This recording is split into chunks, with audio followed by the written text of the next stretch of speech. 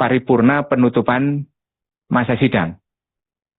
Jadi, dengan segala hormat saya kepada pemerintah yang hari ini diwakili oleh Menteri Keuangan dan nanti ada BUMN, yang satunya mengenai bea keluar dan penetapan cukai MBDK, dan satunya lagi mengenai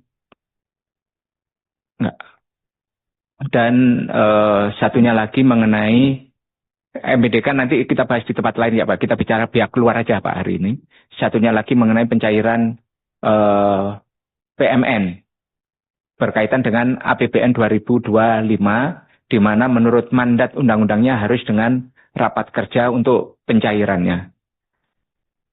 Dan saya mengucapkan terima kasih atas pengertian dari Menteri Keuangan, seluruh mitra kerja, beserta jajaran dan mitra kerja lainnya, serta anggota Komisi 11 DPR RI yang tadi kita harus menyatukan rapat ini karena beberapa hal memang mengalami perubahan yang mendadak karena ada pimpinan fraksi yang harus menuju rapat bamus sebagainya, Mbak.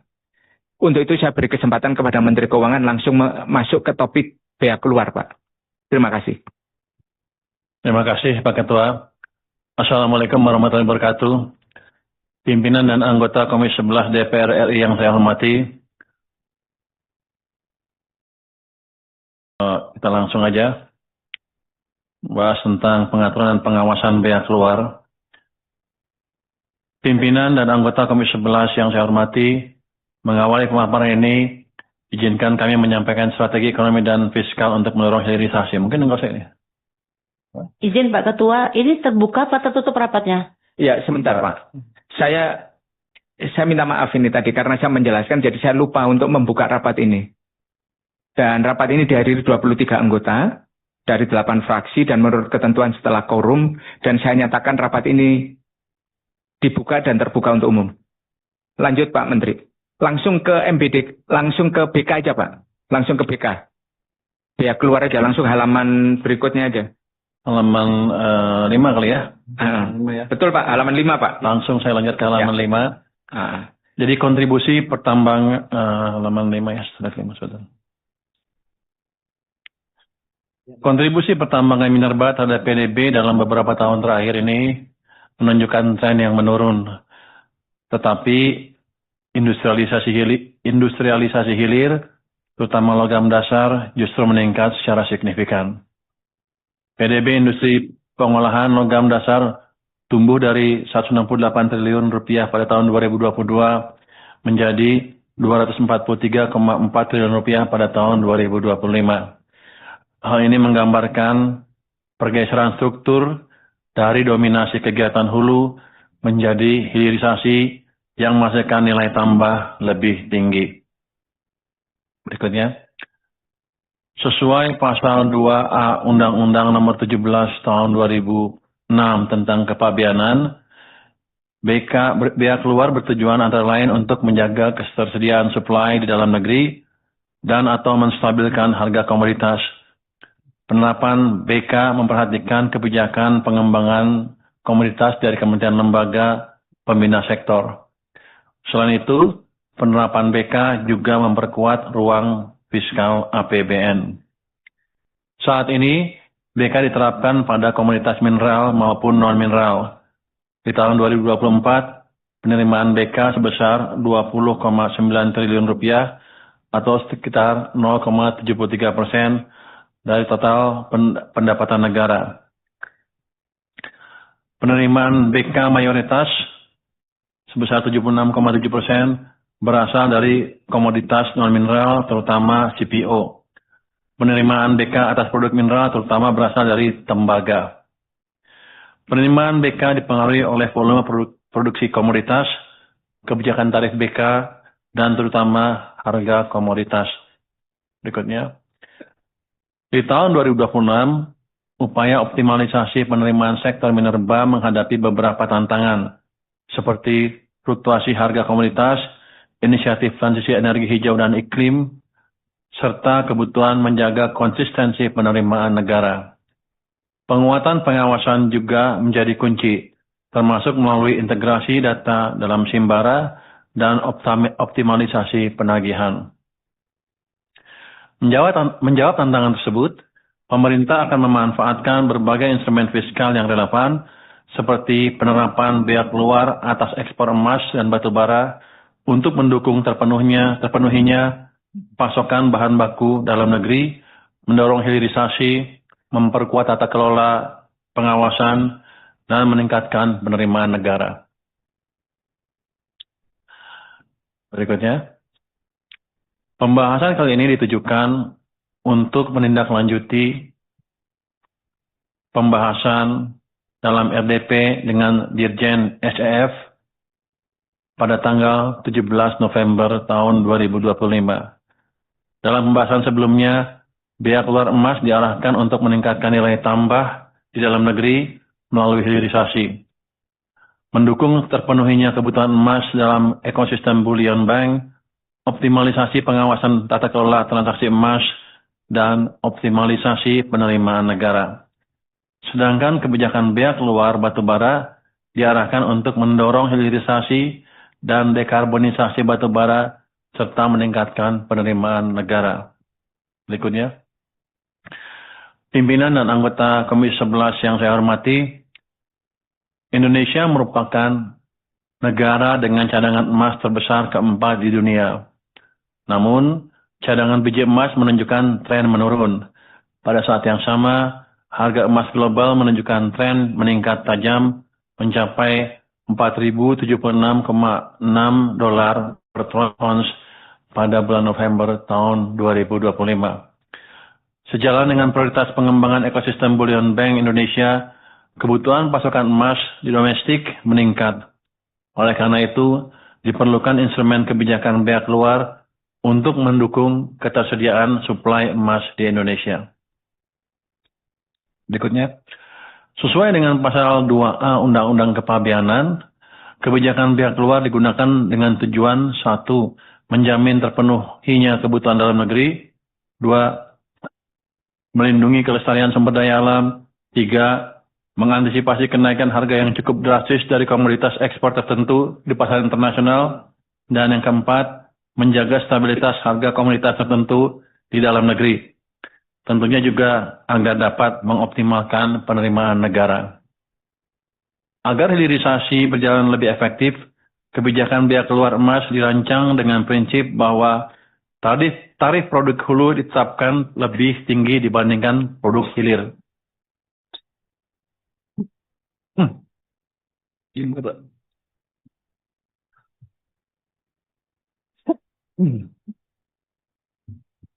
Pelan-pelan, Pak.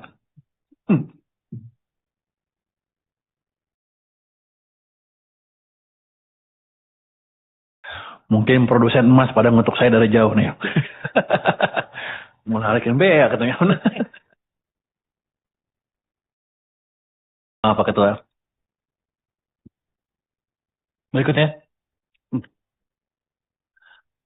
Pengawasan ekspor emas diperkuat melalui ketentuan yang melarang ekspor produk emas dengan kadar di bawah 99%.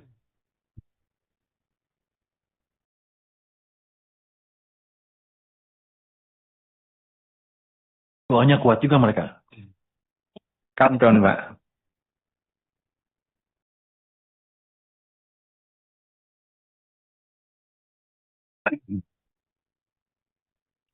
Sementara emas dengan kadar 99% atau lebih berupa cash, bar, dan granul hanya dapat diekspor dengan terlebih dahulu menyampaikan laporan surveyor atau LS. Pengaturan ini bertujuan memastikan bahwa setiap pengiriman emas telah diverifikasi kadar dan kesesuaiannya sebelum diekspor. Instrumen bea keluar diharapkan dapat mendukung optimalisasi pengawasan good governance dalam transaksi ekspor emas. Pimpinan anggota Komisi 11 yang terhormat, setelah sebelumnya kita membahas bea keluar komoditas emas, kini kita beralih pada komoditas strategis lainnya yaitu batu bara yang memegang peranan penting dalam menjaga stabilitas perekonomian nasional. Pasal 33 Undang-Undang Dasar 1945 menyebutkan bahwa bumi, air, dan kekayaan alam yang terkandung di dalamnya dikuasai oleh negara dan dipergunakan untuk sebesar-besarnya kemakmuran masyarakat, rakyat. Meski Indonesia adalah produsen batubara terbesar ketiga dunia, mayoritas ekspor kita masih berupa bahan mentah bernilai tambah rendah, sehingga kita kehilangan potensi ekonomi yang lebih tinggi. Untuk itu, instrumen biaya keluar disiapkan guna meningkatkan penerimaan negara, sekaligus mendorong hilirisasi dan dekarbonisasi yang saat ini mekanismenya sedang kami finalisasi bersama kementerian terkait.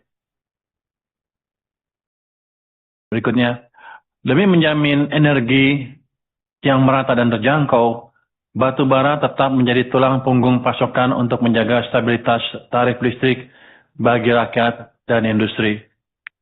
Pemerintah tetap berkomitmen mendorong transisi menuju energi yang lebih bersih, namun dilakukan secara bertahap, berkeadilan, dan sustainable.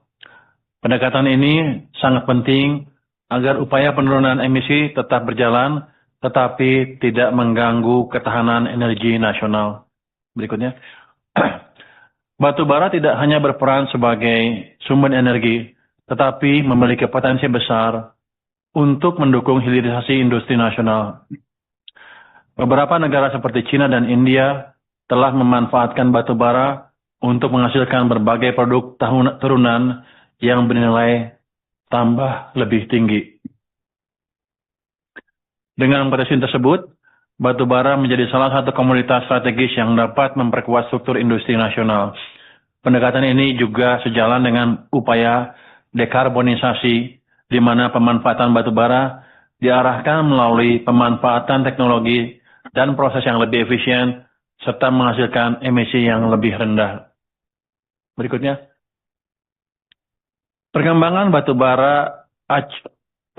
harga batu bara acuan atau HBA menunjukkan tren penurunan yang cukup tajam sejak pertengahan tahun 2023. Pada 2025, HBA diperkirakan berada di kisaran $111 per ton, jauh lebih rendah dibandingkan periode puncaknya.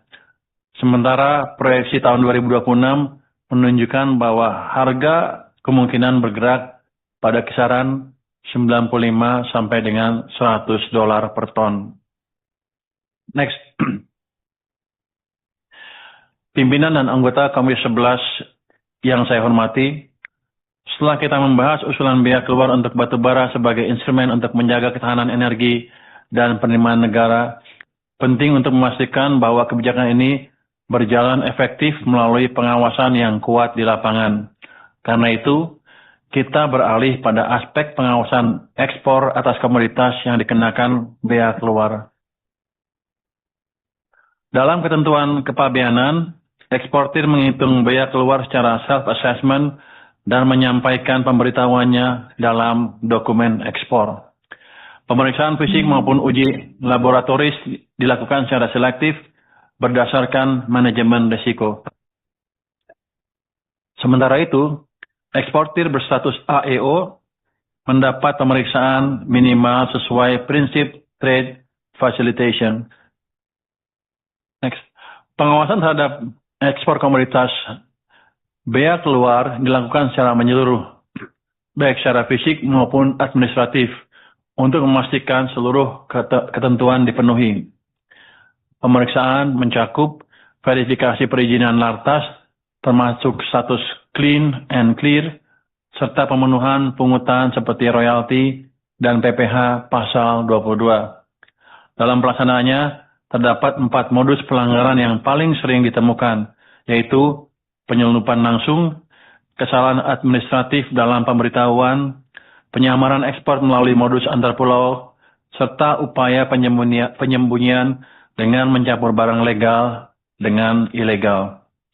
Pengawasan yang ketat terhadap modus-modus ini menjadi kunci untuk menjaga integritas proses ekspor komoditas dengan bea keluar. Strategi pengawasan dilakukan oleh DJBC Bea Cukai pada 3 tahap utama, pre-clearance, clearance, dan post-clearance. Pada tahap pre-clearance, intelijen kepabeanan diperkuat untuk memetakan titik rawan ekspor ilegal, termasuk pertukaran data lintas kementerian.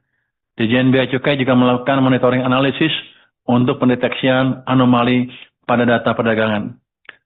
Pada tahap clearance, analisis dokumen ekspor dilakukan secara ketat, dibantu perangkat seperti gamma ray dan X-ray, serta patroli laut untuk memastikan pergerakan barang.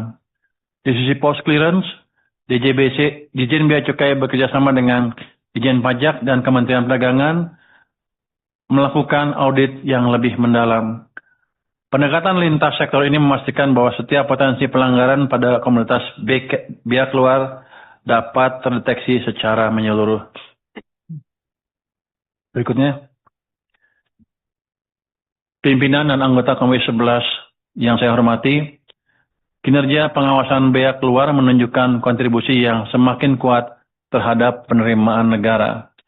Pada tahun 2023, hasil pengawasan tercatat berada pada level 191,5 miliar rupiah dan meningkat tajam menjadi 477,9 miliar rupiah pada tahun 2024. Dan sampai dengan November 2025, penerimaan dari kegiatan pengawasan mencapai 496,7 miliar. Sebagian besar penerimaan tersebut berasal dari penerbitan nota pembetulan yang terus menunjukkan tren peningkatan. Perkembangan ini menggambarkan bahwa penguatan pengawasan administratif dan peningkatan kepatuhan eksportir berperan penting dalam menjaga penerimaan negara dari komoditas bea keluar. Berikutnya, data penindakan ekspor dari tahun 2023 hingga tahun 2025 menunjukkan tren peningkatan aktivitas pengawasan yang sangat signifikan.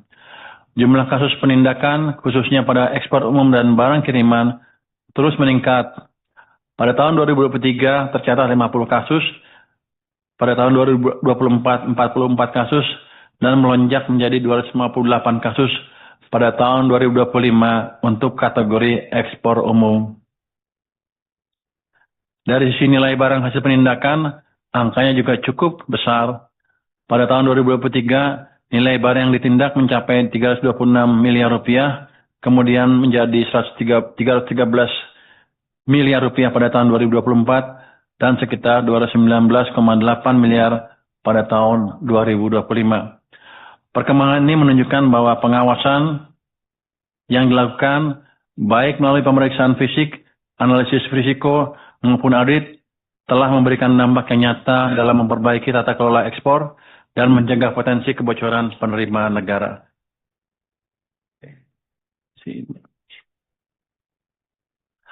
Pimpinan dan anggota Komisi 11 yang saya hormati, demikian pemaparan kami terkait pengaturan pengawasan bea keluar emas dan batu bara.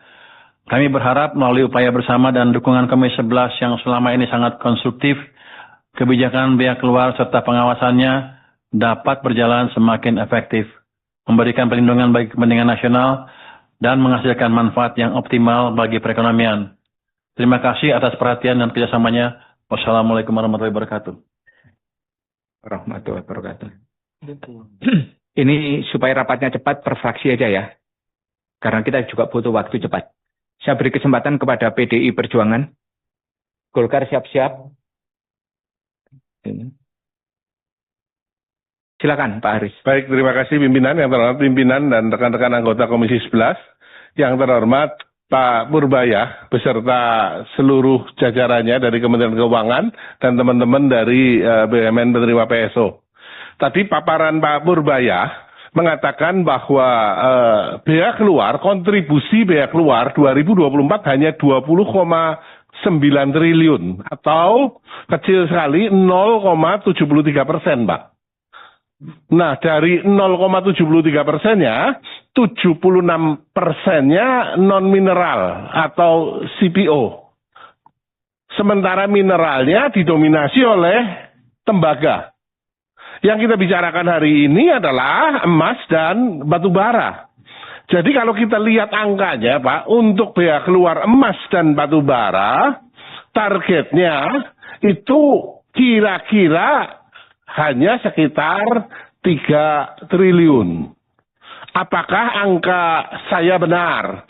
Kalau angka ini benar, bagaimana kemudian angka ini, tadi Bapak katakan di bagian penutup, ya, bisa untuk menopang kestabilan APBN. Ya, ini yang pertama, Pak. Yang kedua, biaya keluar ini kan dipengaruhi oleh fluktuasi harga komoditas. Harga komoditas global naik dan turun. Nah, sejauh mana APBN,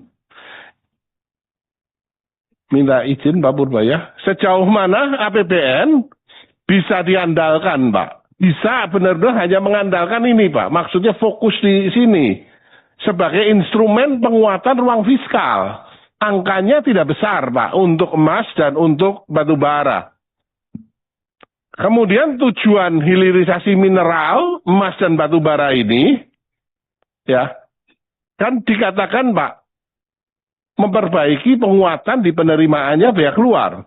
Tapi apakah, dan juga untuk meningkatkan hilirisasi, apakah pernah ada dilakukan analisa data empiris mengenai besaran investasi pada hilirisasi dengan tambahan masuknya biaya keluar? Dan kita tahu, Pak, Bapak mengatakan tadi bahwa pengenaan biaya keluar ini untuk menjaga iklim investasi.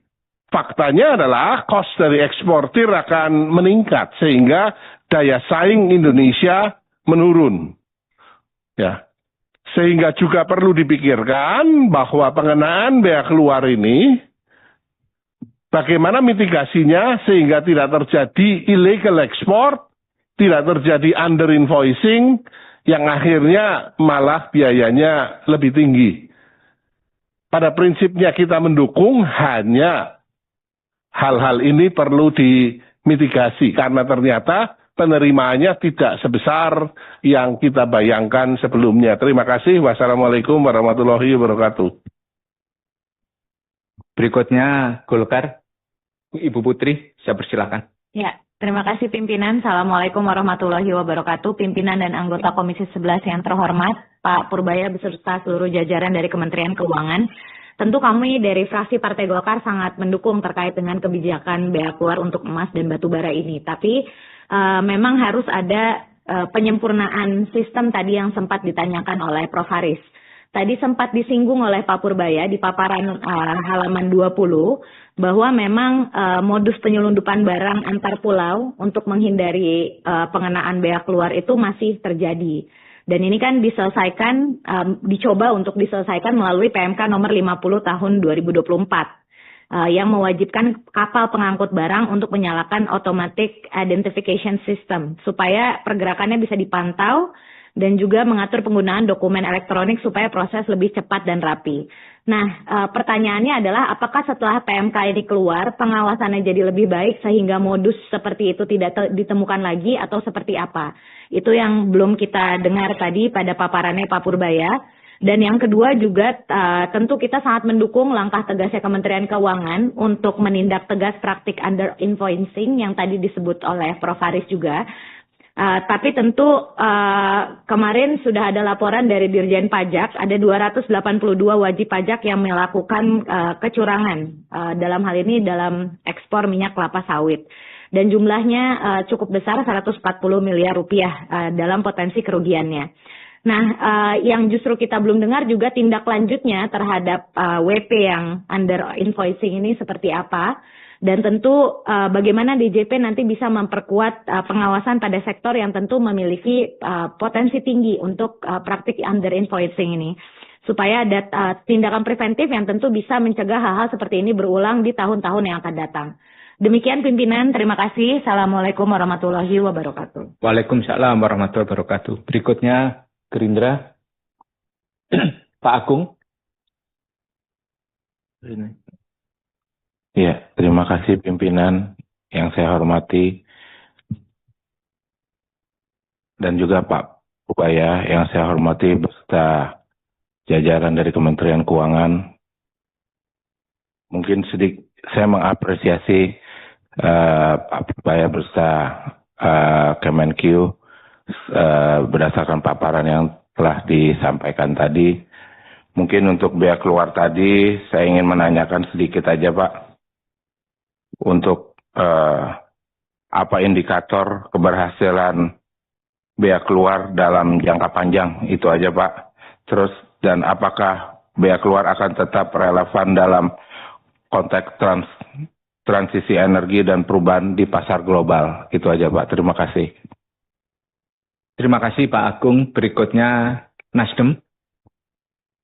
Terima kasih Ketua dan seluruh pimpinan yang kami hormati, Pak Purbaya beserta seluruh jajaran. Ada beberapa hal yang ingin saya tanyakan Pak, artinya tentang bea keluar tadi. Yang pertama adalah seberapa siap pengawasan lintas KL dalam mencegah kebocoran ekspor emas dan batu bara. Kemenkeu menyebut integrasi Simbara, NPWP Tunggal hingga Myrar Analisis. Namun apakah sistem ini sudah berjalan efektif dan saling terhubung di lapangan? Karena berapa banyak anomali yang sudah terdeteksi dan ditindaklanjuti. Mengingat temuan sebelumnya bahwa selisih data dan ekspor ilegal batu bara bisa merugikan negara hingga puluhan triliun. Mohon penjelasan nanti langkah konkret memastikan bea keluar baru tidak malah memperbesar insentif penyelewengan, misinvoicing, manipulasi kadar emas, atau penyelundupan lewat pelabuhan tidak resmi. Kemudian, apakah ada target indikator KPI terhadap pengawasan yang dapat dipantau oleh DPR, Pak? Kemudian, bagaimana proyeksi dampak bea keluar terhadap penerimaan negara dan volume ekspor di tengah penurunan harga komoditas? Artinya kebijakan ini diharapkan menambah penerimaan, namun pada saat yang sama harga batu bara dan ekspor tengah lesu. Batu bara Januari sampai September 2025 turun 20% year on year. Apakah juga Kemenkeu telah mensimulasikan kemungkinan penurunan volume ekspor akibat bea keluar dan dampaknya pada penerimaan 2026? Dengan defisit APBN 2006 dipatok 2,68% dari PDB, skenario apa yang disiapkan jika penerimaan dari bea keluar ini juga tidak mencapai asumsi, atau misal karena perusahaan menahan produksi atau mencari celah menghindari bea? Apakah bea keluar batu bara akan bersifat fleksibel dan bagaimana mekanisme penyesuaiannya? Kemudian tadi kami juga belum melihat Pak di mana roadmap hilirisasi dan transisi energi untuk batu bara dalam konteks kebijakan ini. Misalnya tadi materi presentasi menyebut tujuan bea keluar batu bara untuk mendorong hilirisasi dan dekarbonisasi serta batu bara sebagai bridging energy. Namun tidak dijelaskan detail target jangka menengahnya atau jangka panjangnya.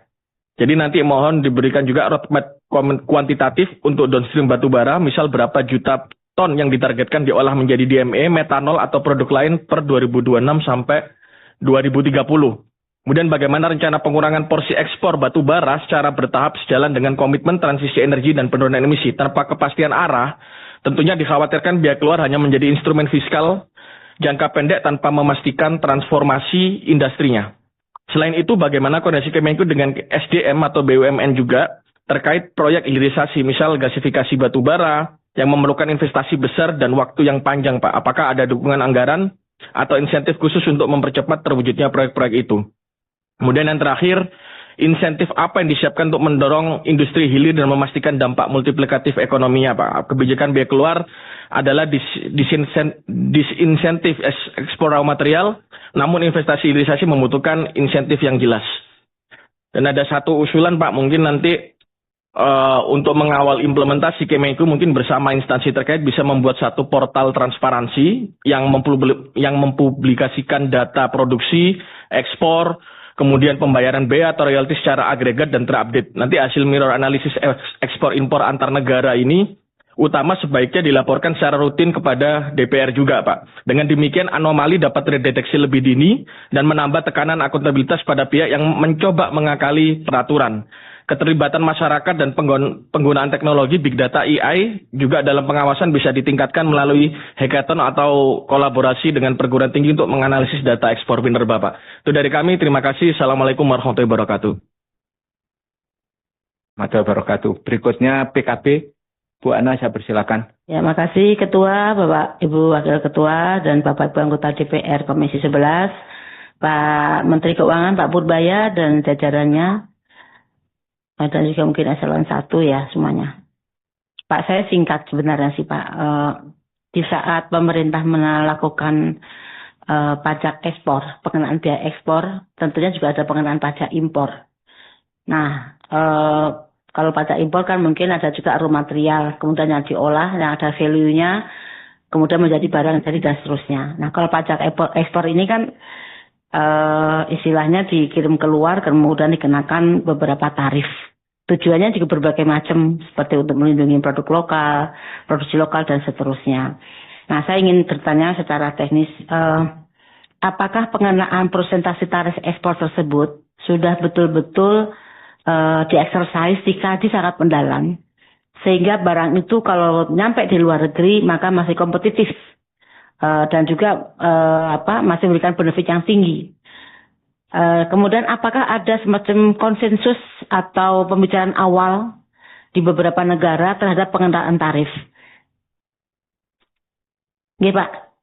Nah, biasanya Pak kalau telinga satu nggak bisa mendengarkan dua arah, Pak, mohon maaf.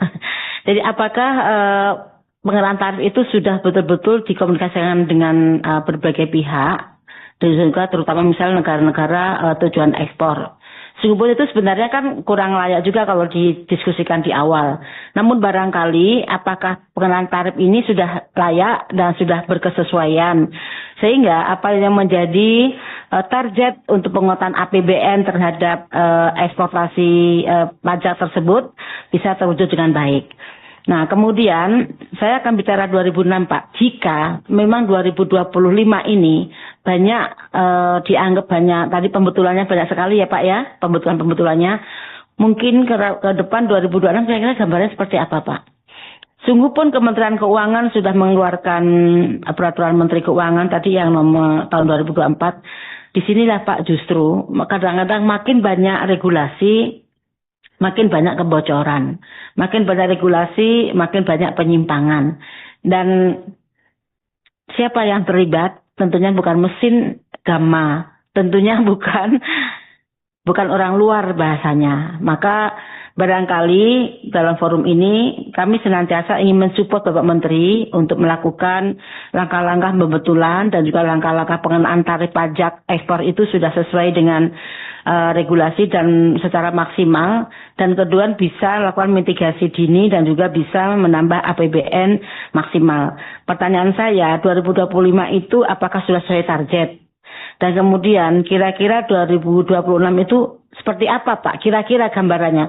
Karena kenapa ini saya sampaikan, APBN 2026 kan sudah ada kesepakatan. Tentunya kami ingin mencoba bahwa ini sudah on the track dan seterusnya. Pak Menteri, saya juga menerima ada tiga bahan flowchart di dalam eksportasi. Misal ada pre-clearance, dan juga clearance, kemudian post-clearance. Pak, dari tiga ini, saya mohon maaf dengan segala hormat, apakah sudah betul-betul zero fraud? Karena ini kan seperti ini nih Pak, misal penggunaan gamma ray gitu-gitu dan seterusnya. Dan jangan salah juga Pak, bagaimana pengambilan HS number-nya Pak? Di situ juga telah Pak, bukan sekedar antar invoice, tapi HS number juga berbeda. Yang tadi sempat disinggung misal kadar emas dari 99% atau dikatakan 86% atau 70%. Siapa yang mengontrol satu persatu terhadap emas tersebut? Jadi menurut kami adalah bagaimana dengan HS number, pengenalan HS number. Apakah per jenis kualitas atau justru hanya barangnya saja? Misal kalau kita bicara misal ekspor batu bara, kan ada kadar-kadarnya tuh Pak. Apakah semua dipukul rata? Nah, kalau itu berarti ada konsekuensi plus minusnya. Kalau nggak dipukul rata, pasti berbagai jenis. Apa kadarnya atau apa, pasti ada pembeda-pembeda. Nah, HS number pun Pak di sini perlu juga dicantumkan dalam mitigasi terhadap bagaimana upaya penguatan APBN dari sektor pajak ekspor ya. Barangkali itu Pak Menteri yang saya tanyakan tadi antara pra 2025 dan juga forecast di 2026. Terima kasih Pak Ketua. Terima kasih Ibu Ana. PKS, Ibu Anis, saya persilakan. Iya, terima kasih pimpinan teman-teman Komisi 11. Selamat siang Pak Menkyu beserta jajaran. Beberapa hal yang ingin saya tanyakan. Yang pertama di slide 4 Pak Menkyu. Ini terkait dengan sensitivitas APBN terhadap fluktuasi komoditas ya. Ini kan memang disebut di slide 4 itu bahwa APBN 2026 ini ekspansif ya, kan defisit 2,68%. Nah, yang saya tanyakan ini kan bagaimana mitigasi risikonya? Karena disebut di slide 7 komoditas itu kan sangat fluktuatif, harganya fluktuatif. Jadi sensitivitas APBN 2006 terhadap fluktuasi harga emas dan batu bara yang disebutkan di sini, serta bagaimana rencana mitigasi fiskalnya jika penerimaan biaya keluar itu tidak mencapai target. Ya. Kemudian yang kedua, ini di slide 10 dan 11, ini menyebutkan bahwa kebutuhan emas untuk bullion bank, perdagangan, penitipan, dan pembiayaan ini disebutkan di sini. Tapi tidak ada estimasi kebutuhan emas nasional. Berapa volume yang dibutuhkan ataupun gap supply domestiknya. Jadi saya ingin tanya berapa kebutuhan emas nasional untuk ekosistem bullion bank dan berapa kekurangan atau gap pasokan yang ingin dipenuhi melalui biaya keluar emas itu. Kemudian di slide 2021, ini saya tertarik ini. Ini mengungkap adanya pola penyelundupan, penyembunyian antar pulau, kemudian salah pemberitahuan, kemudian dan percampuran emas. Tapi biaya keluar berpotensi meningkatkan insentif penyelundupan. Kalau dilihat dari slide-nya ini. Pertanyaan, apa strategi pengawasan yang berbeda secara signifikan dari pola sebelumnya untuk mencegah lonjakan penyelundupan emas setelah biaya keluar diterapkan? Kemudian di slide 12, ini tentang laporan surveyor. Ya. Nah, slide 12 itu menunjukkan bahwa ekspor emas kadar lebih dari atau sama dengan 99%, ini sangat bergantung kepada laporan surveyor. Tapi laporan surveyor ini sering menjadi titik rawan manipulasi kadar dan volumenya. Nah, pertanyaannya bagaimana Kemenkyu ini menjamin integritas laporan surveyor ini dan apakah akan ada audit independen terhadap laporan surveyor untuk komoditas emas? Kemudian untuk biaya keluar batu bara. Nah, slide 17 ini menunjukkan tren HBA melemah sejak 2023 dan diproyeksikan hanya 95 sampai 100 per ton USD pada 2026. Nah, BK, biaya keluarnya biasanya efektif saat harga tinggi, bukan saat turun. Maka pertanyaannya, apa justifikasi pemberlakuan BK batubara ketika harga batubara itu sedang turun dan bagaimana mitigasi risiko penurunan ekspor? Nah, kemudian yang terakhir ini tentang Simbara. Slide ke-7, Pak Menkyu. Slide ke-7 ini menyebutkan integrasi data Simbara. Tapi di paparan tidak ditunjukkan status integrasi dengan DJP, kemudian Minerba One Data, NPWP baru, atau sistem pengawasan ekspor. Jadi status integrasi Simbara lintas kementerian lembaga ini saat ini dan statusnya bagaimana, kemudian kapan sistem pengawasan ekspor berbasis data real time ini kapan siap digunakan. Demikian pimpinan, terima kasih. Assalamualaikum warahmatullahi wabarakatuh. Waalaikumsalam warahmatullahi wabarakatuh. Pan, saya persilakan. Terima kasih Ketua, Pimpinan, rekan-rekan Komisi 11 yang saya hormati, Kementerian Keuangan, Pak Purbaya, dan seluruh jajarannya. Saya nggak mengulang apa yang disampaikan rekan-rekan, tapi bicara tentang masalah sumber daya alam, khususnya bicara batu bara maupun emas, saya kira ini menjadi salah satu kekuatan kita untuk menggalang penerimaan negara. Saya tidak akan menyoroti tentang sejauh mana apa yang kita lakukan, tapi kita semua sadar, saya kira selama ini apa yang dipaparkan Pak Menteri dari sisi penyelundupan, dari sisi perhitungan-perhitungan yang mungkin belum mencapai sasaran, ini kita semua sadar bahwa memang itu ada. Saya ingin pada forum ini memberikan support semaksimal yang bisa saya berikan kepada jajaran Menteri Keuangan di bawah kepemimpinan Pak Purbaya, bahwa bagaimana melakukan penataan yang lebih komprehensif terhadap persoalan pengelolaan biaya keluar barang-barang kita, karena kita sadar bahwa ini di dalam slide nomor 10 di sini juga salah satunya menjelaskan tentang bagaimana kita sebetulnya adalah pemilik cadangan emas nomor 4 di dunia, tapi situasi biji emas kita semakin lama semakin turun.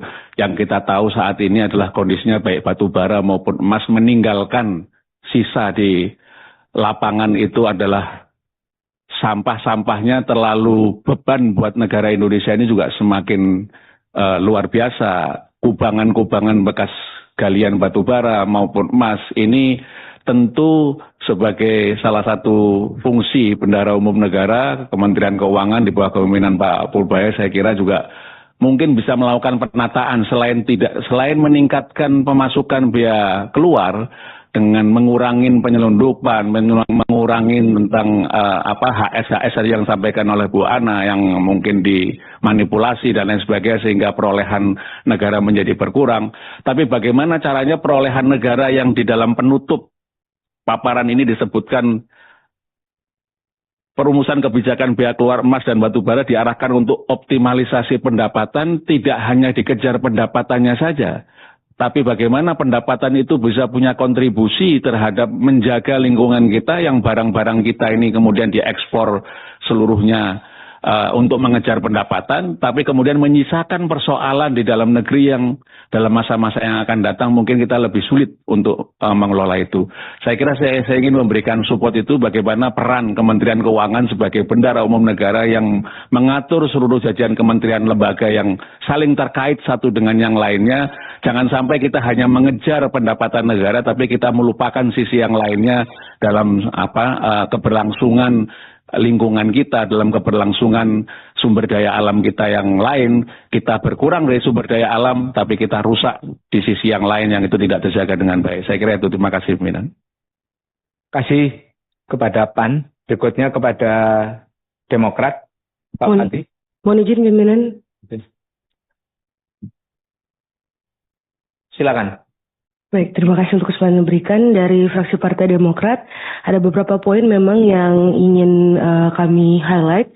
Yang pertama, bagaimana kami ingin make sure bahwa pemerintah perlu memastikan bahwa penerapan biaya keluar emas juga mewajibkan porsi tertentu dari hasil tambang menjadi bagian pasokan industri domestik sebelum dilakukan ekspor. Dan yang kedua, dengan biaya keluar emas tidak hanya memperkuat Billion Bank, tapi instrumen fiskal, dan ini juga menjadi industrial policy yang mendukung hilirisasi sektor swasta sebagai mesin utama untuk perkembangan ekonomi yang lebih tinggi. Dan yang ketiga, Pak, ini titipan dari netizen, tolong untuk kasus under invoicing, ini kami tahu dalam beberapa waktu terakhir, kalau kata Gen Z, will let Mr. Purbaya cook. Tapi kalau untuk urusan under invoicing ini, kami sangat ingin tahu bagaimana langkah dari Menteri Keuangan maupun Dirjen terkait untuk bisa memastikan bahwa terkait dengan regulasi-regulasi yang dikeluarkan juga ada alur pengawasan dalam aplikasi dan regulasi tersebut. Dari beberapa kasus ke belakang kita melihat bahwa under invoicing ini menjadi concern di mata masyarakat, dan kami berharap Pak Purbaya bisa langsung take over dan handling urusan ini dengan baik. Mungkin itu dari kami, terima kasih banyak. Terima kasih. Pak Menteri, silakan dijawab tapi highlight. Kita langsung masuk kesimpulan. Oh iya, pimpinan belum ini. Maaf. Karena pengen cepat-cepat aja, Pak. Tiba-tiba ingat paripurna aja di otak saya ini. Oke, silakan Pak Dolvi. Terima kasih Ketua, yang terhormat Ketua, pimpinan, Bapak Ibu anggota Komisi 11, yang terhormat Menteri Keuangan beserta jajaran. Ini kan rencana pengenaan biaya keluar untuk emas dan batu bara. Betul Pak Menteri? Itu targetnya nanti penerimaan kita dari emas dulu lah. Berapa itu Pak? Saya nggak cari-cari angkanya. Berapa? 3T setahun Pak. Yang 3T. Yang batu bara? 20 triliun. 20? Bisa 20 triliun. 20 triliun tergantung tahun. 20 triliun. Jadi dari 2 ini 23. Di dalam APBN 26 sudah dimasukkan atau belum? Yang emas sudah Pak, yang batu bara belum. Karena belum tarifnya karena tarifnya waktu masih didiskusikan Pak. Oke.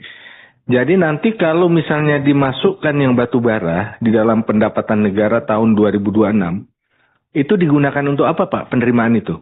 Untuk menutup defisit atau menambah belanja senilai 20T? Ini langkah pertama untuk menutup defisit dulu Pak. Gimana? Untuk menutup defisit dulu, mengurangi defisit kita Pak. Biar nanti kita bunyikan dalam kesimpulan Pak. Apabila penerimaan itu untuk defisit, ya kita bunyikan bahwa itu untuk defisit. Supaya nanti kalau Bapak datang untuk belanja, apabila ada perubahan rencana untuk belanja, Bapak datang ke sini lagi. Untuk menyampaikan, nggak jadi dipakai untuk defisit. Untuk nambah belanja misalnya. Gitu. Jadi kalau komitmennya untuk menambah defisit, kita untuk menutup defisit. Tapi kalau untuk belanja, ya kita bilang untuk belanja. Tapi tadi Bapak bilang untuk menutup defisit prioritasnya. Betul Pak. Betul ya. Nanti kita bunyikan Pak dalam kesimpulan. Siap. Berikutnya di slide Bapak yang penutup ini Pak. Coba ditampilin, ini menarik ini. Agar kami bisa mengevaluasi kebijakan ini. Karena kalau tidak ada indikatornya sulit ini Pak. Yang nomor 2 dan nomor 3. Kebijakan biaya keluar atas komoditas emas diarahkan untuk huruf A, mendorong nilai tambah dalam negeri. Huruf B, untuk ekosistem bullion bank. KPI-nya ada nggak Pak? Sehingga apabila nanti kebijakan ini dijalankan, kita ada alat ukur evaluasinya. Kalau hanya nambah penerimaan negara, jelas. Begitu tambah sedikit, sudah penerimaan negara menambah. Tapi kan tadi Bapak sebutkan ini. Diarahkan untuk huruf A, B, dan C. Kalau C, pengawasan. Yang A dan B, Pak. Kita lihatnya dari ukuran apa, Pak? KPI kebijakan ini berhasil. Begitu juga yang batu bara. Nilai tambah dalam negeri meningkatkan penerimaan negara. Tadi sudah Bapak sebutkan. Nambah 20. Oke. Yang B ini loh, Pak. Ini kan harus Bapak gambarkan ekosistem energi kita menuju energi hijau dengan kebijakan biaya keluar itu bagaimana mappingnya. Kita sudah ada HPP yang juga amanatnya energi hijau nggak jalan. Iya kan? Nah sekarang ada lagi arah kebijakan biaya keluar untuk yang huruf B, transisi menuju energi hijau. Tolong dikasih gambaran Pak.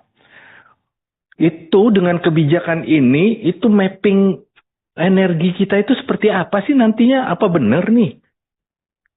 HPP udah berapa tahun kita saran nggak jalan itu arah untuk energi hijau ini? Itu undang-undang Pak. Sementara Bapak dengan kebijakan ini diharapkan yang mendukung ketahanan energi dalam transisi menuju energi hijau. Jadi tolong berikan kepada kami Pak, dari apa menjadi apa? Dengan adanya kebijakan biaya keluar ini. Sehingga pada waktunya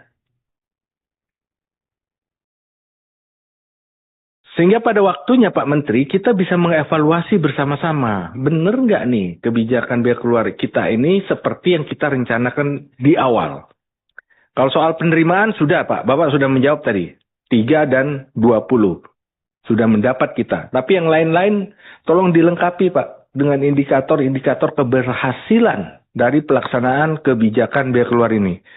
Demikian, terima kasih. Terima kasih Pak Dolfi. Pak Fauzi Amro. Saya mungkin sedikit saja Pak, dalam paparan Pak Menteri, kawan-kawan dari Kementerian Keuangan, dalam paparan Bapak nggak disebutkan masalah sumber yang sudah kita sepakati bersama adalah minuman bermanis dalam kemasan, Pak. Nah, memang ini nggak disinggung tadi, Pak. Tapi kan ditargetkan di tahun 2026, ya harus dibicarakan juga di kita, Pak. Modelnya seperti apa, targetnya seperti apa, dan Pak Priyo menyampaikan kita tuh ya kurang lebih 7 triliun sampai 8 triliun lah, seperti itu. Kurang lebih lah, Pak ya. Kurang lebih apa, 5 apa 6 lah, Pak Priyo. Nah, ini biar tidak menjadi kegaduhan, Pak. Biar tidak menjadi kegaduhan, minuman bermanis dalam kemasan ini akan diterapkan di tahun 2026. Nah, modelnya seperti apa, roadmap-nya seperti apa aja yang menjadi kategori minuman itu bermanis dalam kemasan juga belum disampaikan ke kita, Pak. Artinya, untuk menambah pajak baru kita mendukung, Pak. Tinggal roadmap-nya seperti apa. Sehingga tidak menimbulkan kegaduhan di tengah masyarakat ketika ada sinyalemen mengatakan bahwa apakah minuman bermanis semua, apa dalam kemasan semua, apa kadarnya hanya 100 mg pemanisnya. Ya ini kan kita pengen tahu juga Pak. Nah dari sisi itu saya pengen menanyakan ke Pak Menteri supaya roadmap dan targetnya kalau bisa disampaikan ke kita dan kapan akan terrealisasi seperti itu. Terima kasih Pak Misbakun. Terima kasih Pak Fauzi. Saya langsung, Pak Eka, cukup. Saya langsung ke Pak Menteri untuk menjawab. Highlight aja Pak, langsung setelah itu kita masuk ke kesimpulan Pak. Terima kasih. Ini pertanyaannya nggak ada yang main-main semua, bahkan saya harus mengetahui semua sektor, termasuk sektor energi yang kebetulan bukan bidang saya. Saya akan jawab yang relevan saja. Tadi pertanyaan tentang income. Kenapa sih ada biaya keluar? Apa hubungannya dengan daya saing? Jadi pada waktu Undang-Undang Cipta Kerja di 2020 diterapkan, jadi mengubah status batubara dari non barang kena pajak menjadi barang kena pajak. Akibatnya industri batubara bisa meminta restitusi PPN ke pemerintah. Itu sekitar 25 triliun per tahun. Kalau hitung dengan kosnya segala macam, walaupun mereka ada kosnya digelembungin segala macam, net income kita dari industri batubara bukannya positif, malah dengan pajak segala macam jadi negatif. Jadi undang-undang itu seperti pemerintah memberikan subsidi ke industri yang sudah untungnya banyak. Jadi balik ke Undang-Undang Dasar 45 Pasal 33, akibatnya kita tidak menyejahterakan masyarakat, malah pengusaha batubara aja yang untungnya lebih banyak. Makanya kenapa pajak saya tahun ini turun, karena bayar restitusi cukup besar. Jadi desain ini hanya mengembalikan ini ke seperti yang awal tadi, hanya mengcover loss yang karena perubahan status. Artinya apa? Dari sisi daya saing di pasar global tidak akan berkurang, karena hanya seperti sebelumnya saja. 2020 sebelumnya seperti itu dan mereka bisa bersaing. Jadi kalau lihat dari saing nggak ada masalah. Dari anggaran ya kita bebannya berkurang dari industri batubara. Jadi kan aneh. Ini orang kaya semua, ekspor uang untungnya banyak, saya subsidi kira-kira. Secara nggak langsung. Jadi itu sebetulnya utamanya filosofi di balik peraturan ini. Kalau ya nggak bisa lah, mereka udah untung banyak masa kita subsidi juga. Itu saya pikir ya. Dari pertanyaan Pak Hari segala macam itu amat akurat sekali. Untuk hilirisasi, kan ada beberapa usaha hilirisasi dari industri batubara dulu sempat DME, dimetil ether. Cuman karena kebijakannya nggak mendukung di pemerintah, nggak tahu sebelah mana, proyeknya gagal semua tuh. PTBA gagal, terus ada perusahaan dari Amerika, Aero, apa gitu. Ahli dimetil ether, ini terbesar di Amerika. Udah siap investasi, nggak jalan, karena emang saya nggak tahu di mana salahnya. Waktu itu emang semangat untuk hilirisasinya tidak betul-betul dijalankan dengan baik. Ke depan dengan adanya ini, kalau ada lagi perusahaan itu masuk lagi, saya akan pastikan mereka dapat insentif yang pas kalau perlu, sehingga mereka bisa betul-betul investasi di sini. Orang kita selalu bilang itu merugikan. Saya nggak tahu yang bergerak siapa, industri batubaranya atau konsumen dalam negeri, saya nggak tahu. Tapi basically minat ke sana selalu ada dan kita selalu mempersulit. Nanti kita Kementerian Perekonomian sudah melaunching tim debottlenecking di sana kan, Satgas debottlenecking. Saya pikir ke depan hal-hal seperti itu nggak akan terulang lagi. Untuk under invoicing tadi dari Golkar ya, dari Demokrat juga. Apa yang sudah saya lakukan? Apa kita santai-santai aja setelah ada temuan seperti itu di lapangan? Jadi sekarang kita sedang revamp itu bea cukai kita, termasuk seluruh sistem IT-nya. Kita punya Simbara yang terdiri dari berbagai komponen kan, dari ESDM ada sistemnya, dari bea cukai, dari pajak, ada sistemnya semua. Cuman sekarang ngakunya terintegrasi, tapi belum terintegrasi betul. Saya sudah buat tim 10 ya di LNSW, Lembaga Nasional Single Window, untuk memperbaiki itu dari waktu ke waktu. Dan mereka laporan saya sekarang setiap minggu. Progresnya seperti apa, sudah lebih baik, mereka dapat temuan-temuan baru, tapi belum sampai ke level yang ideal. Di bea cukai juga sistem IT-nya kita perbaiki sekarang. Kita udah beli scanner baru, ditaruh di Jakarta, di Pelabuhan Tanjung Perak ya, Surabaya. Di Semarang bukan di Semarang, Belawan juga udah kita kasih. Tapi biasanya di sana kan scanning di sana aja udah. Saya mau tarik, begitu di scanning dapat gambarnya, dapat langsung ke pusat. Jadi pusat bisa melihat langsung barangnya apa. Dan ada langkah lagi, biasanya sih kalau udah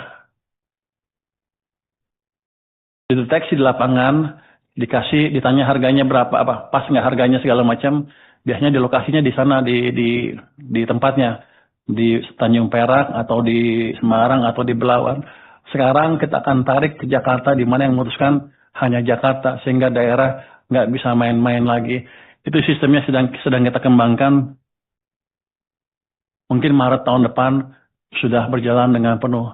Jadi kita keluarkan cukup banyak sumber daya untuk memastikan itu berjalan. Karena kalau ke Bea Cukai kan sudah clear. Saya bilang ke mereka, kalau Anda nggak bisa perbaikin dalam waktu setahun dari kemarin, ada kemungkinan besar Bea Cukai akan dirumahkan seluruh pegawainya. Kalau tak, jadi mungkin dia dirumahin aja sampai pensiun, nggak dibayar. Nggak tahu dibayar apa nggak? Mau nggak kita bayar lah. Rugi gua kalau bayar loh. Tapi dengan semangat seperti itu, saya pikir orang kita cukup pintar kalau digebuk sedikit. Gebuk banyak juga, apalagi kalau digebuk banyak.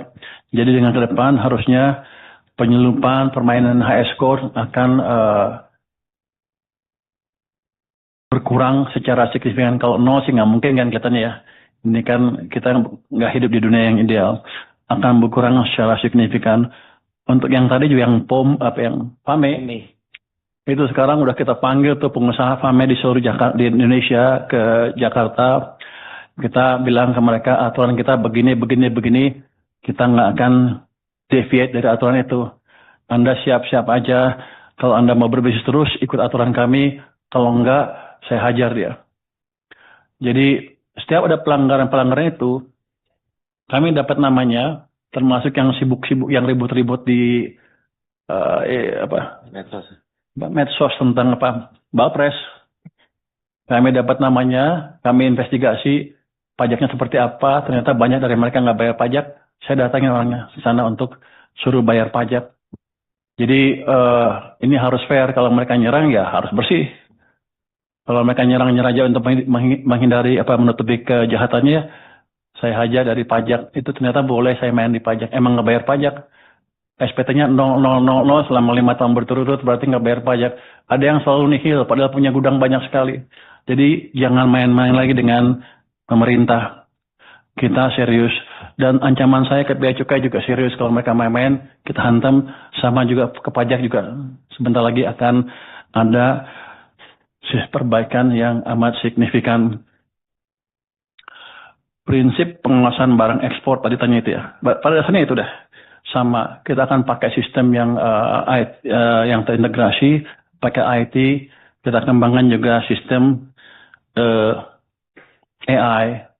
Ini walaupun saya lihat masih awal, tapi kelihatannya orang-orang kita masih bisa belajar. Kalau dampak ke tadi, gimana kalau nggak berhasil? Ya nggak dapat duit. Kalau berhasil ya positif. Jadi expected game-nya positif nih sekarang. Jadi karena sebelumnya belum ada. Yang jelas saya bisa mungkin recover yang tadi kehilangan sebesar 25 triliun yang saya kasih ke industri batubara. Rupanya industri batubara cukup canggih sehingga mereka bisa melobi pemerintah pada waktu itu, kalau undang-undang dan DPR, sehingga hal ini bisa lolos. Mungkin waktu itu pemerintah kurang bisa berhitung, ya. Jadi kita dirugikan sebesar itu dan aneh. Jadi ke depan akan seperti itu.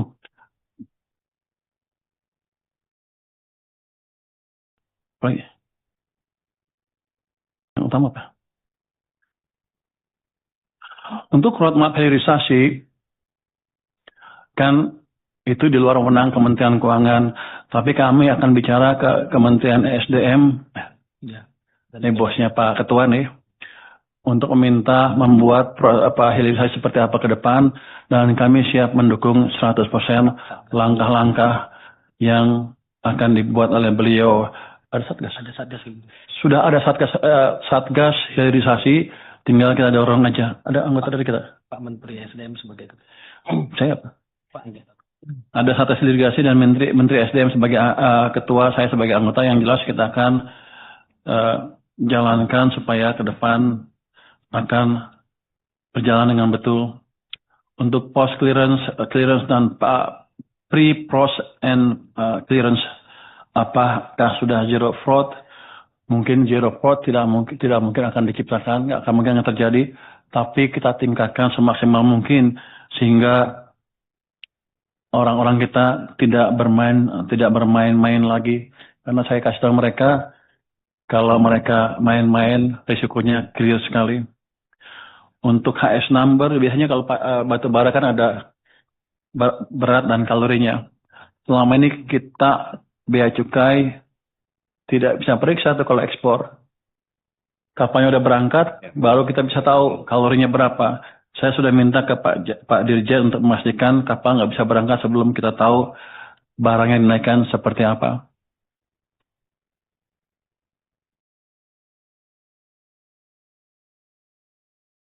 Mungkin demikian. Dari Pak Dolfi ya. Defisit tadi, pengurangan defisit. Nanti dari Pak Dolfi kami akan lengkapin tadi roadmap-nya seperti apa sih untuk downstream industrinya dengan satgas hilirisasi tadi. Nanti saya akan itu dan saya akan pastikan berjalan, apalagi kalau ada industri yang mau masuk atau perusahaan besar yang mau masuk. Saya tahu kita ada 2 kali gagal gara-gara ketidakjelasan posisi kita dalam mendukung hilirisasi ini. Untuk dari Pak Fauzi Amro, untuk minuman manis dalam kemasan, kenapa saya tidak presentasikan sekarang? Memang kami belum akan menjalankannya. Kami akan jalankan dan mulai memikirkannya ketika ekonomi sudah dalam keadaan lebih baik dari sekarang. Saya pikir kalau ekonomi sudah tumbuh 6% lebih, kami akan datang ke sini untuk mendiskusikan cukai seperti apa yang pantas diterapkan. Kalau sekarang saya pikir ekonomi masyarakat belum cukup kuat. Mungkin demikian Pak Ketua. Sebelum ditutup Pak Menteri. Pak Menteri, yang tadi makanan yang pemanis itu Pak, tadi belum akan dijalankan sampai ada kondisi yang menurut Pak Menteri kondusif. Di APBN 2026 sudah ditargetkan belum sebagai penerimaan?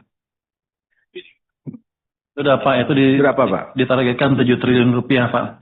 Kenapa waktu itu ditargetkan dimasukkan dalam itu? Ini kan berimplikasi di 2026 Pak Menteri, penerimaan negara kita kurang lagi 7 triliun. Sementara belanjanya sudah ada. Kan gitu Pak. Karena yakin ada 7 triliun, di belanja jadi ada 7 triliun kan? Kan jadi ini Pak. Ujung-ujungnya defisitnya yang nambah 7 triliun. Nah ini tolong Pak, perencanaan seperti ini agak disiplin. Kalau memang kita belum, jangan dimasukkan sebagai penerimaan. Karena implikasinya 7 triliun kita ada di belanja. Ketika penerimaan ini nggak tercapai, ditutup lagi oleh defisit 7 triliun. Akhirnya rakyat lagi yang menanggung. Karena ketidakcermatan dari Kementerian Keuangan merencanakan penerimaan. Jadi kalau sejak awal ini memang tidak dijalankan, jangan Pak. Jangan dimasukkan. Ya Pak, ke depan akan seperti itu. Cuman kan ini yang 23 juga, yang 23 juga belum direncanakan. Saya pikir bisa mengurangi itu. Tapi begini, saya yakin kita bisa tumbuh lebih cepat. Saya yakin setelah triwulan ke-1, ke-2, sudah kelihatan posisinya seperti apa. Kita akan jalankan ini. Jadi, ya, ada ketidakpastian, tapi kan ketidakpastian selalu ada. Yang ini tadi yang bea keluar bisa mengurangi beban tadi to some extent. Jadi saya pikir resiko seperti ini akan selalu ada. Cuman ke depan saya setuju kita akan lebih hati-hati lagi. Karena kan waktu masuk sini kan ini udah ada kan anggaran ini, dan kondisi waktu itu semuanya masih kelihatannya masih bagus kalau Juni. Ya. Nyusun sebelah Bapak. Terima kasih masukannya Pak Dolfi, akan kita perhatikan terus. Mungkin dia dulu nggak bisa prediksi ekonomi, jadi ngaco ini masuk ini anggarannya. Terima kasih masukannya Pak Dolfi. Pak Menteri, kemarin waktu saya rapat sama Pak Jaka juga ada di tahun 2024 pun itu ada MBDK. 2024 itu udah ada Pak MBDK. 2025, mohon maaf, 2025 itu sudah ada target penerimaan. Pak Jaka pun juga bingung. Itu. Kita langsung masuk ke kesimpulan Pak ya, supaya cepat rapat kita. Minta tolong ditayangkan.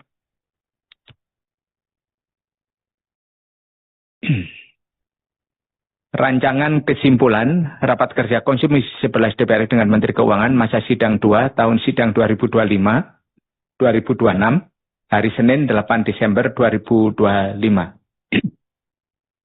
Komisi 11 DPR RI bersama Menteri Keuangan menyepakati hal-hal sebagai berikut. 1. Komisi 11 DPR RI telah memperoleh penjelasan Menteri Keuangan mengenai bea keluar. 2. Menteri Keuangan menjalankan kebijakan bea keluar dengan tujuan untuk menjaga ketersediaan suplai di dalam negeri dan atau menstabilkan harga komoditas. 3. Kementerian Keuangan mengoptimalkan kebijakan bea keluar yang dapat meningkatkan penerimaan negara dalam APBN 2026. 4. Optimalisasi penerimaan negara dari pelaksanaan kebijakan bea keluar emas dan batubara pada tahun 2026 digunakan untuk menutup defisit APBN 2026. 5. Penyusunan dan implementasi mengenai peraturan teknis kebijakan bea keluar emas dan batubara mengacu pada peraturan Kementerian Energi dan Sumber Daya Mineral (ESDM). 6.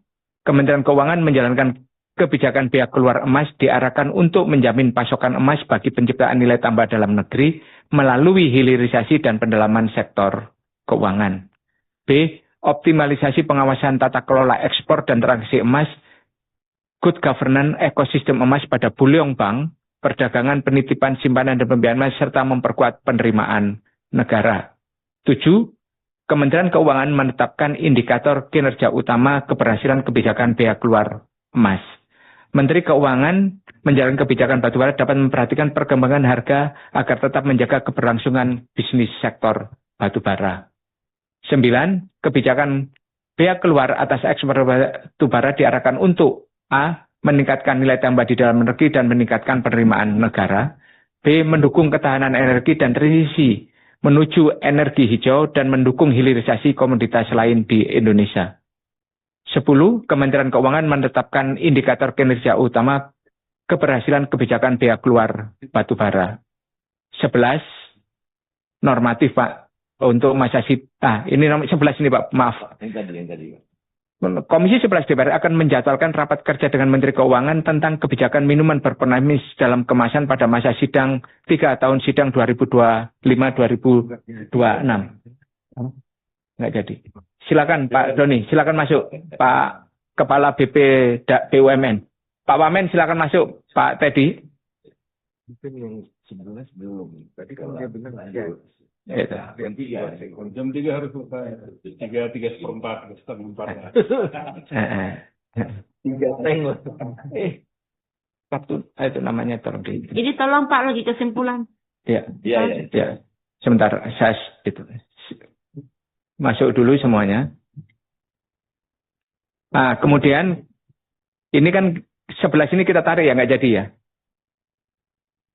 Penjelasan Menteri Keuangan untuk masa sidang 3 ditunda sampai kepada situasi ekonomi kondusif.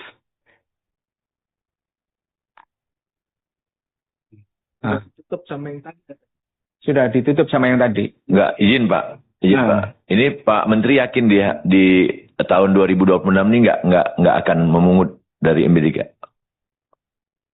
Kalau doa Anda manjur, mendoakan saya supaya berhasil, kita akan pungut di second half. Artinya ekonomi tumbuh di atas 6%. Ya itu kan izin gitu, itu kan baru prediksi dan perkiraan Pak. Sementara ini sudah masuk di APBN seperti itu. Dengan tadi kan, dengan income tadi kan. Jadi resikonya sudah ditutup. Jangan dikunci di kesimpulan kalau begitu ya. Berarti dikunci masa sidangnya aja. Masa sidangnya jadi masa sidang berikutnya. Dengan doa masa sidang berikutnya itu kan doa kita baik Pak. Ekonomi tumbuh 6% seperti itu. Di tangan Pak Purbaya kita yakin ya itu Pak. Amin Pak. Amin. Itu 2029. Itu. Kalau perlu itu. Yang 12, Menteri Keuangan menyampaikan jawaban tertulis 7 hari ini, Pak, normatif. Saya tawarkan ke anggota. Nah. Yuk, silakan Pak Andreas. Jadi perlu ditambahkan sesuai tadi penjelasan Pak Menteri, perumusan kebijakan pihak luar emas dan batu bara selain diarahkan untuk optimalisasi pendapatan, mendorong ekonomi lebih tumbuh sudah ada, tapi juga tidak kalah ini adalah perbaikan iklim investasi. Jangan sampai terjadi perbaikan iklim investasi. Karena selama ini yang terjadi tadi disebutkan dengan Undang-Undang Cipta Kerja. Ini kayak poco-poco aja kan Pak. Jadi nomor 8 Pak Andreas, Kementerian Keuangan menjalin kepentingan batubara dapat memperhatikan perkembangan harga tetap menjaga kelangsungan bisnis. Ya tapi sebetulnya selain kelangsungan bisnisnya juga perbaikan iklim investasi. Okay. Dulu kan rencananya ini semuanya kan untuk hilirisasi. Dan iya kan? Perbaikan iklim investasi sektor batubara. Kan dulu kan awalnya di Pak Febio ada nih, kan artinya untuk hilirisasi katanya, supaya mereka bisa membuat tambang di mulut batu bara. Ya, tapi ini sudah masuk nih. Ya, oke, sudah. Anggota setuju? Pimpinan? Setuju? Pemerintah? Kami setuju, Pak. Oke. Saya nyatakan kesimpulan rapat disetujui. Lanjut, sekarang kita membahas mengenai PMN ini, Pak. Rapat berikutnya. Selamat datang Kepala BP BUMN. Selamat datang Pak Wamen, Pak Teddy, Wamen BP BUMN. Wamen BP BUMN. Wakil Kepala ya judulnya ya. Ya. Wakil Kepala. Itu pamit, tolong dirapiin. Itu tolong dirapiin. Saya beri kesempatan kepada Menteri Keuangan untuk menjelaskan paparan mengenai BUMN hari ini. Menteri Keuangan itu tinggal ganti-ganti sebelahnya siapa aja, Pak. Tapi semuanya menentukan urusan negara. Ya. Ini dua-duanya sebelah kiri saya orangnya. Ya. Hemat-hemat semua, Pak. Silakan. Assalamualaikum warahmatullahi wabarakatuh. Shalom, Om Swastiastu, Namo Buddhaya, salam kebajikan, pimpinan dan para anggota Komisi 11 DPR RI yang kami hormati. Sebelum memasuki pembahasan substansi, perkenanan kami menyampaikan apresiasi pada pimpinan dan seluruh anggota Komisi 11 DPR RI yang telah merespon cepat permohonan kami untuk menjadwalkan rapat kerja pendalaman ini. Dukungan Bapak Ibu sekalian sangat krusial agar kepastian hukum bagi BUMN penerima PMN dapat segera terwujud demi kelancaran pelayanan publik. Pada tahun 2025 sesuai dengan Undang-Undang Nomor 62 Tahun 2024 tentang Anggaran Pendapatan dan Belanja Negara Tahun Anggaran 2025, pemerintah telah mengalokasikan penambahan PMN bagi BUMN yang bersumber dari APBN tahun anggaran 2025, baik itu PMN tunai maupun PMN non-tunai. Download Tribun X sekarang, menghadirkan lokal menjadi